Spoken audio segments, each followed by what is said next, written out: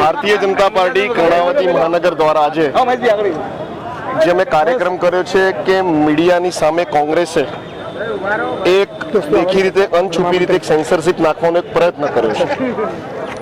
ભૂતકાળના એ કટોકટીના દિવસો યાદ આવે છે અને મીડિયા પર સેન્સરશિપ કરવાનો એમને જે હીન પ્રયાસ કર્યો છે. હમણાં જાણીએ છીએ કે છેલ્લા થોડા દિવસથી એક સોશિયલ નેટવર્કિંગ જે ફેસબુક ટ્વિટરને છે એને પણ એ લોકોએ બ્લોક કરવા માંડ્યા છે. અમારી પાસે પણ એવી માહિતી છે કે ગુજરાતની એક પત્રકાર ચેનલને પણ એ લોકોએ કંઈક બહિષ્કાર કર્યો છે. લોકશાહીમાં મીડિયા એ ચોથું અંગ છે અને મોટું અંગ છે, સમાજને સાચી માહિતી આપતું હોય છે.